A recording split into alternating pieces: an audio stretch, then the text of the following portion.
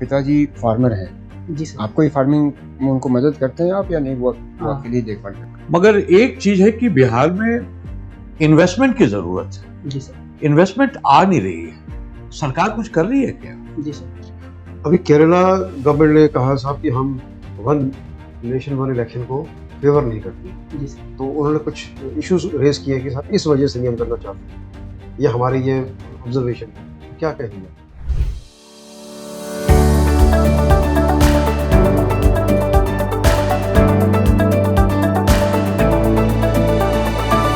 May I come in, sir? नहीं, बैठिए। Thank you sir. हाँ, तो आपके पिताजी फार्मर हैं। जी सर। आप कोई फार्मिंग में उनको मदद करते हैं आप या नहीं? वो हाँ। अकेले देखभाल करते हैं? सर वर्तमान में तो मैं दिल्ली में हूँ, लेकिन जब घर पे रहता हूँ तो सर अपनी तरफ से जितना हो पाता करता हूँ। आपको खेती का अंदाज है? जी सर, बेसिक आइडिया है मुझे। क्या लैंड का मेजरमेंट्स क्या होता है? अ, यूनिट्स क्या हैं? सर बिहार में सामान्य तौर पे सर बीघा में मेजरमेंट होता है और कट्ठा में, और ऐसे सर मानक रूप में सर डिसमिल और एकड़ में। कट्ठा से नीचे का यूनिट क्या है? सर बिहार में धूर है कट्ठा से नीचे, उससे नीचे? और मानक रूप में सर डिसमिल है। उससे भी नीचे? धूर से भी नीचे? Sorry sir. धूर की नहीं होता है, धूर की। सर इसके बारे में 20 धूर की इज 1 धूर। Okay, thank you sir. चलिए ठीक है, आप कुछ नहीं फार्मर होगा। हैं इसलिए। अच्छा अच्छा, किस चीज़ की फार्मिंग करते हैं आप लोग? सर धान की, गेहूँ, मक्का और कुछ सब्जी सर। इस सीजन में कौन सा क्रॉप लगाया जाता है? सर इस सीजन में हाँ। अभी तो सर धान की कटाई होगी सर कुछ दिनों में। और शुगर केन का वो कब होता है? सर शुगर केन का सर ठंड के मौसम में सर, नवंबर दिसंबर में सर बिहार में, क्योंकि सर बाढ़ से डिसाइड होता है। अगर वो पानी ज़्यादा आ जाता है सर तो थोड़ा लेट हो जाता पूरे बिहार में तो बाढ़ बाढ़ होता नहीं है, किसी किसी एरिया है। सर जहाँ गन्ने की खेती होती है वो क्षेत्र सामान्यतः बाढ़ से है सर। 3-4 जिले में ही मुख्यतः गन्ने की खेती होती है वर्तमान में। कौन कौन से जिले में? सर पश्चिमी चंपारण, पूर्वी चंपारण, गोपालगंज और मुजफ्फरपुर के सीमित क्षेत्र इन में। सब जगह में शुगर मिल्स हैं? जी सर, बिहार में टोटल 11 चीनी मिल है, जिसमें 9 चालू हैं और तीनों 9 के 9 इसी रीजन में है सर। कोई सरकारी शुगर मिल भी है बिहार में? सरकारी शुगर मिल कोई है? सारे प्राइवेट हैं? सर इस पे मुझे पढ़ना पड़ेगा सर, देखना पड़ेगा। अच्छा, आप हिंदी लिटरेचर में ये बताइए कि आप हिंदी में इतनी वैसे क्षमता है कि पूरे हिंदुस्तान में हिंदी ही लैंग्वेज में हम लोग सारा कार्य कर पाए? इतनी जी क्षमता सर, है हिंदी में? हिंदी की जो लिपि है सर वो ऐसा माना जाता है कि काफ़ी वैज्ञानिक लिपि है सर।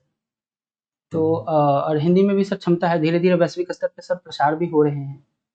और लगभग पूरी दुनिया में देखा जाए तो सर 100 करोड़ लोग इसको बोलते हैं। इसके साथ में सर लगभग 100 यूनिवर्सिटीज़ में सर बाहर में, भारत से बाहर सर पढ़ाई हो रही है। हाँ, लेकिन ये तो बताइए ना कि उसमें इतना टेंशन क्यों हो जाता है हिंदुस्तान में ये भाषा को लेकर? सर क्योंकि भारत बहुभाषी देश है। यहाँ पे सर ऐतिहासिक रूप से भी सर, उदाहरण के तौर पे दक्षिण भारतीय में सर द्रविड़ भाषा है। तमिलनाडु में सर 2500 सालों से तमिल बोली जा रही है। हिंदी सर संस्कृत से विकसित हुई है। तो मैं मूलतः ये उत्तर भारत की भाषा सर बनकर रह गई है सर। अच्छा, आप कौन-कौन से इंस्ट्रूमेंट्स को प्रयोग में लाएंगे बिहार में 2-3 एरियाज में? एक नंबर 1 वुमेन सेफ्टी पर आप क्या करेंगे?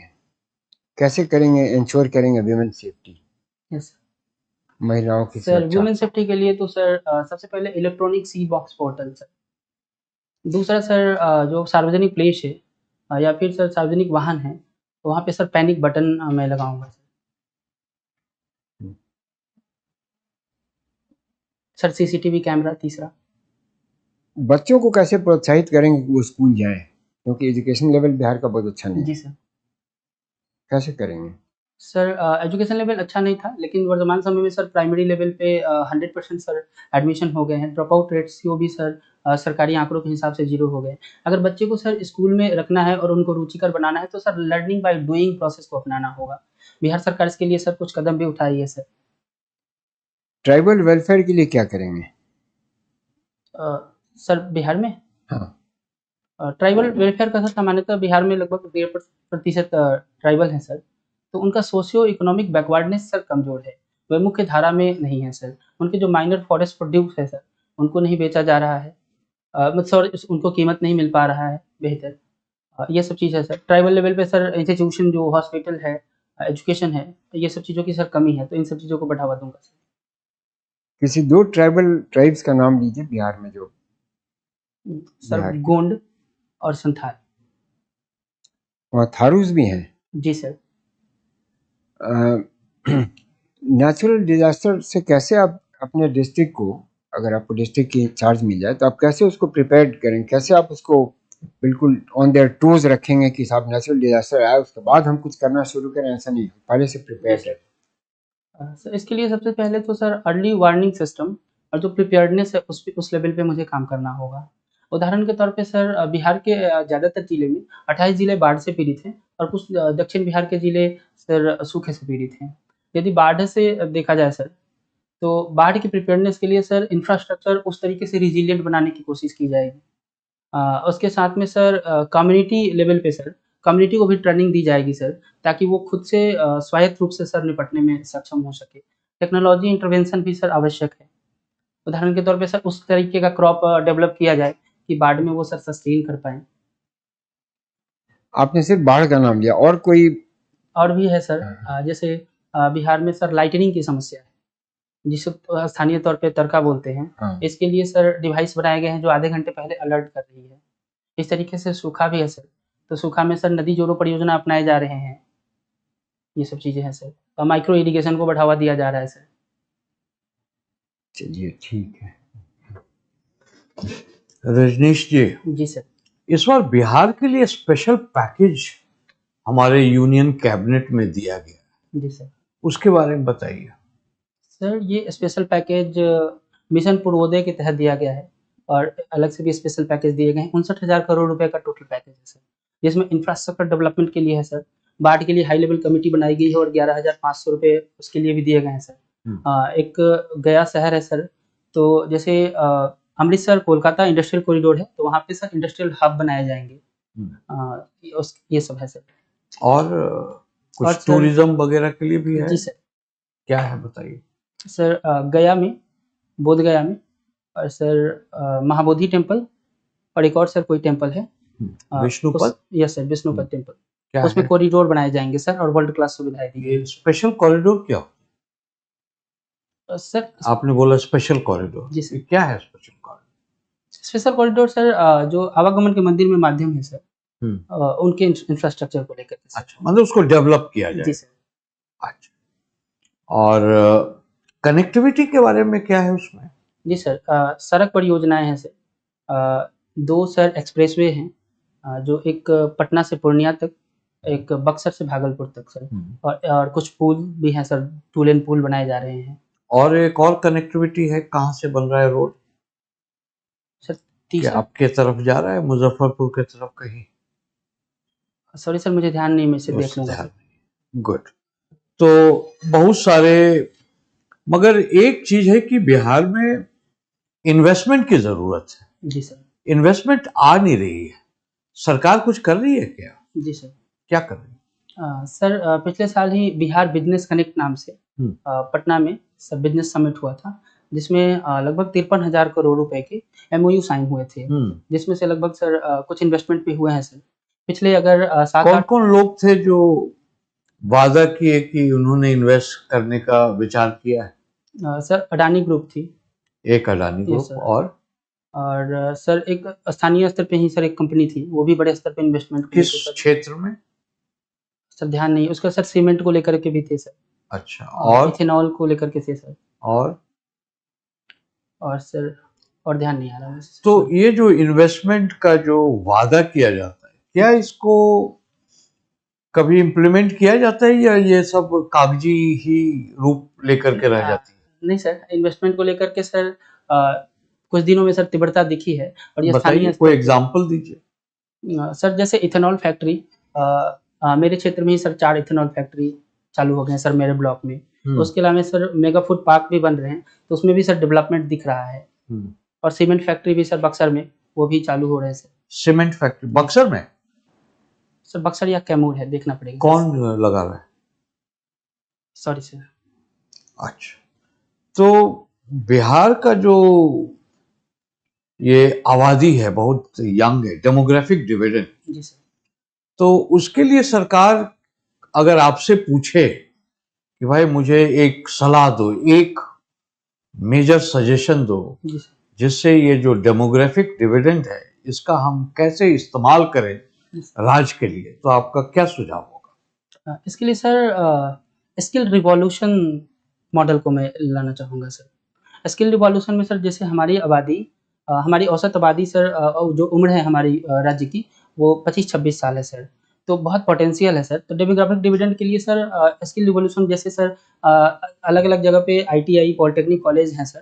तो उसमें अलग-अलग ट्रेड बनाने पड़ेंगे सर। ट्रेड बहुत सीमित मात्रा में है। दूसरा सर जैसे इंडस्ट्री 4.0 के दहलीज पे सर हम लोग खड़े हैं। तो उसके लिए हमें तैयार करना होगा जैसे internet of things, artificial intelligence. वो सब ठीक है, जी सर। स्किलिंग दिया जाएगा, और क्या किया जा सकता? और सर टूरिज्म को डेवलप किया जा सकता है सर। हमारे अच्छा। पास पोटेंशियल बहुत है। ठीक है। और तीसरा सर पलायन हमारे यहाँ ब्रेन ड्रेन की समस्या है। स्पोर्ट्स को डेवलपमेंट भी किया जी जा सकता है, जी सर। बताइए कहाँ और कैसे किया जा सकता है?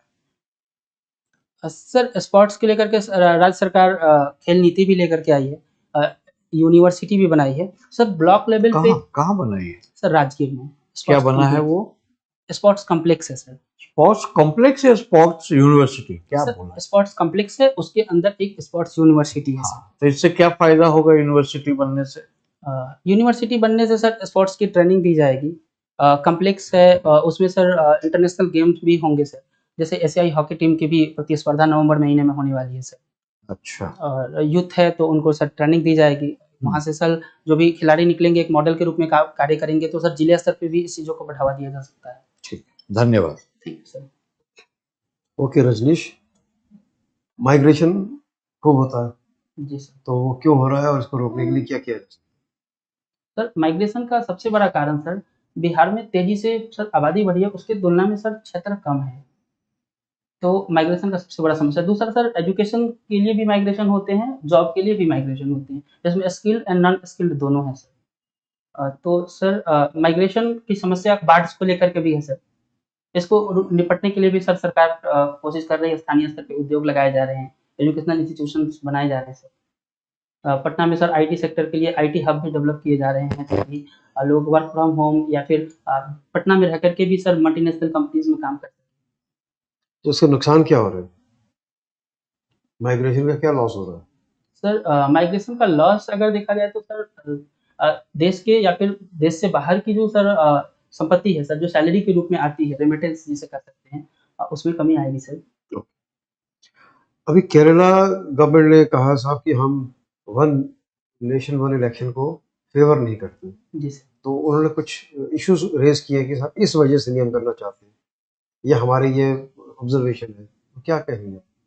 सॉरी सर मैं केरला गवर्नमेंट के पॉइंट ऑफ व्यू से तो नहीं बता पाऊंगा, लेकिन overall sir one nation one election में जो सर चैलेंजेस है उसे बता पाऊंगा। तो सर सबसे पहला तो सर फेडरलिज्म का इशू है सर। कॉन्स्टिट्यूशन में अमेंडमेंट करने पड़ेंगे। दूसरा सर रीजनल पार्टीज है, ऐसी संभावना बताई जा रही है कि उनको नुकसान हो सकता है, क्योंकि क्षेत्रीय मुद्दे गौन हो सकते हैं सर एक साथ चुनाव होने से। ये दो मेजर इशूज है। अभी जम्मू एंड कश्मीर में इलेक्शन हुए जी सर। और अभी कह रहे हैं कि साहब वो नोटिफिकेशन आई है कि प्रेसिडेंट रूल वहाँ से रिवोक करेंगे, तो पूरा सिलसिला बताएं, कब लगा था प्रेसिडेंट रूल, क्यों लगा था, अभी रिवोक क्यों किया जा रहा है, और पहले सबसे पहले कब लगाया गया जम्मू कश्मीर में? अभी तो एक लगा तो लगा, इससे पहले कब लगा, और इसके कौन से आर्टिकल्स हैं कॉन्स्टिट्यूशन के जिनके मद्देनजर ये लगाया गया? सर राष्ट्रपति शासन तो सर अनुच्छेद 356 के तहत लगाया जाता है। और सर लगाया गया था वहाँ पे, सर पहले का तो मुझे ध्यान नहीं है, लेकिन सर कई बार लगाए जा चुके हैं, और सर सबसे ज़्यादा बार जम्मू कश्मीर में ही लगाए गए हैं सर। और वर्तमान समय में सर लगाए गए थे ताकि वहाँ पे 370 हटा था सर। तो सर उस समय में सरकार नहीं थी। ये 2018 की बात है जब लगाया गया। जी सर 2019 की। 18 देख चलो ओके ओके देख लीजिए। ठीक है। ओके। सो क्योंकि इलेक्शन जब तक होंगे उससे पहले ये भी होना है, नहीं तो कैसे बनेंगे cabinet? Yes sir. Okay. Zelensky साहब प्रेसिडेंट यूक्रेन, यस। अभी वो डिप्लोमेटिक विजिट्स पे निकले थे लंदन, और वो जाना चाह रहे थे बर्लिन भी। क्या किस वजह से वो ये सब जगह जा रहे हैं अलग अलग कंट्रीज में? उनका विक्ट्री प्लान क्या है? सॉरी सर, मैं इससे पढ़ूंगा। अच्छा, ओके, थैंक यू।